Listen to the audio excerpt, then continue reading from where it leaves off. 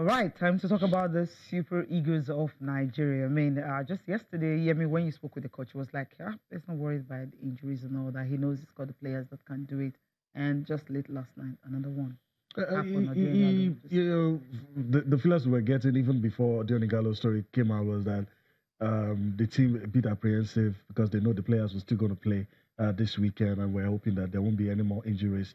And before you know it, we're hit with Diony Gallo's story. So that's two now, and the guys are still going to play midweek, weekend. Yeah, we're talking about Uzoho and Diony Gallo now. Wow, it's unfortunate though. It's part of the game, though. Yeah, it's part of the game. It's very unfortunate. Odion Ighalo's resurgence in the last game has given us some hope that we do really still have a number 9 in him. Right. And I don't think, like Genodro said, he's not perturbed about it. I think he shouldn't be. Mm-hmm. Let's look at the pool of what we have. Some players need to step up. Yeah, step up right now and see how they can fill into it. Okay. And if we look at it, we have a pool of them. All right. But Diony Ighalo is not the only number 9, but it's unfortunate though because this is a very crucial game against South Africa in South Africa. And you love your big players to be there. Yeah, definitely. Okay. Your big players. All right. Well, I think it's only fitting that we speak to the Super Eagles media officer, and he's online. He's joining us right now, Toyin Ibitoye. Hello, Toyin. Good morning. If you can hear me, let's just get straight to the heart of the matter. This news about Odion Ighalo makes it number 2. And, a lot of people will want to know if the coach is worried, will his plans be affected by this, especially if you consider that there are still some matches this weekend that will be involving Eagles players. And, of course, is he praying that no more injuries? Yeah, thank you very much, Yemi. Thank you, George, and Pretty Sisi for the opportunity to be on sports this morning. Naturally, it's worrying when your key players are injured. Before now, Shehu Abdullahi was out, and then Ndidi out because of suspension, and then Francis, and now Odion, making it 4 of our key guys who are not going to be available for us. But these things happen. It's nothing we can do anything about. When you cannot do anything about something, you just have to find an alternative and try to work out some other options. So, as George said earlier, our team with 23 players were called up. Only 18 will officially be dressed for the game against South Africa and subsequently for the friendly against Uganda. So we will have to look at the other options and let them step up. Of course, step up and show that they can also become key members of the team. So that's how I see it.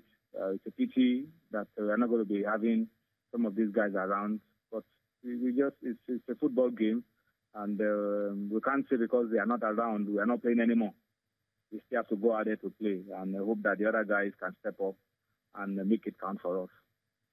Okay, we hope they can do that. But then my question is, how big of a miss will he be if you check what Odion Ighalo has done in the last few weeks, talking about for his league, his highest goal scorer right now, all time, for his club in China. In England, we saw what he did, 30 goals he scored in England and all that at the time in 2015. And for the Super Eagles, he's been on fire. How big of a miss is going to be to the team?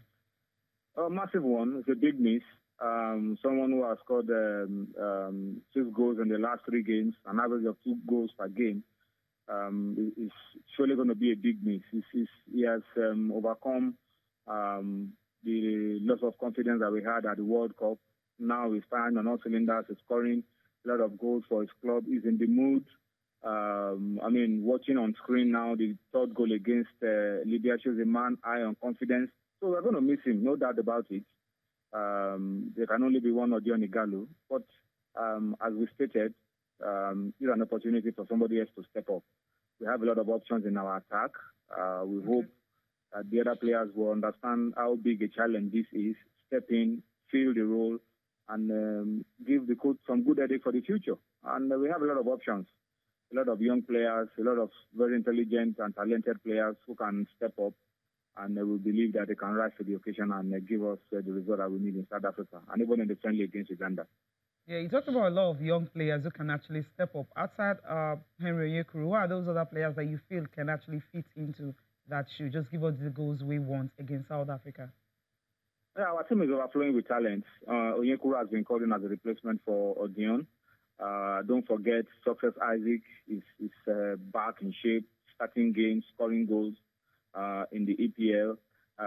Don't forget Simon Moses is also back in the team. Of course, Samuel Kalu also had a good game when we beat Libya 4-0 in EU. Then the young lad from Villarreal, Chukwueze, is also coming into the team. There's Alex Iwobi. The attack is overflowing. Of course, the captain of the team has stepped up and has become such a crucial member of the team with his performances in the last couple of games, talking about Ahmed Musa. So there are a lot of options for us going forward. Osimhen is also coming back and he's scoring goals, he's playing regularly. So it's just for us to focus on what we have to do, not cry too much over spilled milk, over those who will not be available to us, work with those that we have and try to make sure that they are in excellent shape to deliver for us against South Africa, and then the friendly against, more importantly, the South Africa game on Saturday next week, and then Uganda after. Okay, thank you very much, Atoyi, for taking our time to talk to us this morning. We appreciate you. Thank you. All right, you heard it from him, man. No worries, no problems. Big players will step in and all that. Hopefully, because South Africa, a win, that's what we want. Yeah, that's right. And we should also be concerned. I know we need to look at our team. We need to, I think, Coach Gernot Rohr also needs to look at what the South Africans are up to. I know they also have their own issues. They're plagued with injuries, right? Yeah, they're plagued with injuries. Every team is plagued with injuries at some point. So while I agree with Toyin that we have, you know, most of the players he mentioned are just young players who need to step up to the occasion, haven't had to sort of, I know they play on the world scene, you know, in the club football, but they haven't had the opportunity, you know, to lead the attack, be the main men, you know, for their national team. And so the South Africa game, you know, it's going to be a very, very big test, you know, for these players, the Henry Onyekuru, Samuel Kalu has shown himself. All right. Thankfully, Ahmed Musa is not injured, you know, so he knows how to score goals. Iwobi is also there. Yeah. You know, if Odion was injured and probably out of an Uganda game, which was, you know, friendly, it would have been less worrisome. But this is worrisome, so Coach Gernot Rohr needs to really fill that space with someone very competent. All right, so let's leave the Super Eagles. We want to talk about the UEFA Champions League, but before we do that, I need a quick response from you. The drama between Enyimba and Mfondo. It seems everything all sorted now. Both parting ways. Some would say unnecessary drama. Yeah, but it happened. The moment they left, you know, their captain and top goal scorer, you know, top goal scorer of the league out of their squad, it started leading to their, you know, their downfall on the continent. And I think it's a good thing. Felix Anyansiago signed that letter and said, by this letter, the NFF, MPFL are copied, and there's no issue, we're not owing the player and all that. So that drama, you know, last season was very unnecessary. But that means that Mfondo is, you know, looking good to be picked up by Aqua United. We know. So don't be surprised. And you have a foreign coach right now. Yes, sir. Raphael Everton. That's right. Okay, well, enjoy it while it lasts. That'll be going back home. Okay. All right. Let's quickly talk about the UEFA Champions League. And I know George would like to talk about that surprise in Turin, talking about Manchester United. But let's quickly take a look at the results. Let's quickly run you through the results. You have Bayern beating AEK Athens 2-0. You have Benfica playing a 1-0 draw with Ajax. You also have some results. Let's go to Group F quickly. You have Lyon playing a 2-0 draw with Hoffenheim. You have Manchester City hitting Shakhtar Donetsk 6 goals in the UEFA Champions League game. That's surprising. And of course, some other results. CSK Moscow losing at home to Roma. Victoria Pleasant taking 5 at the hands of Real Madrid. Solari steadying the ship somehow. And of course, the one that everybody's been talking about, lessons in football. Don't step off the gas. Valencia defeating Young Boys 3-1. Juventus against all odds. United came back into that game where we all thought they were dead and buried. But your thoughts quickly. Well, it's not like they came back from 3 goals down. Oh boy. It was just 1-0. But Give them the credits. Come on. But hey, doing it in Turin. Doing it in Turin is massive. In a club where people think that it's a sinking ship, it shows that they made a statement. After that Ronaldo's volley, we thought that it was going to be a Juventus party in One-way Turin. traffic. But they came back, thanks to, of course, Juan Mata. And then at the time they came back as well, it reminds me of Sir Alex Ferguson's Manchester United that they never gave up until the final whistle. But the thing now is that would they be able to translate that in the league and moving forward in the Champions League as well? But one thing's for sure, United look primed to get out of that group. They stopped Juve, from getting out of it. Yeah. And so we need to really respect this United side. I think they're up to something in the Champions League this season, but the way they struggle. That's where I'm going. Yeah, the way they leaving struggle. it late. Second half performances. Yeah, it's what we see in the league. It's what we see in the Champions League. But how would they continue to go like this if they want to win at least a trophy? So there really needs to be a shake-up or a talking to. If it's a dressing room, that's the issue. They need to really sort it out. And let's see what happens in January, though. Right. Let's see what happens in January. It just looks like Ed Woodward and the guys would keeping the pulse. Yeah, they might just listen to Mourinho and say, flex okay, the muscles. let's see what open we the can pulse do. now. Yeah, let's open it. But great one for them. All right. City with a 6-0 win.